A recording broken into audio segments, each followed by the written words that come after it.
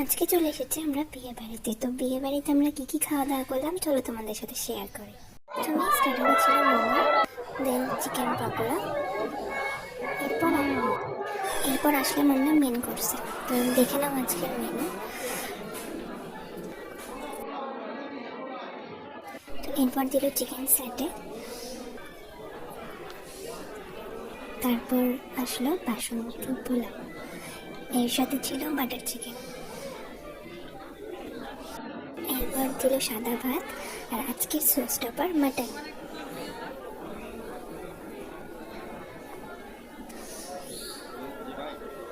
দেখো গরম গরম চর্বি, আর মাটনটা খুব সুন্দর সেদ্ধ হয়েছিল, আর রান্নাগুলো খুব সুন্দর ছিল। আমি আরও একবার মাটন নিয়েছি। এরপর চাটনি, পাঁপড়, কালাকাঁদ,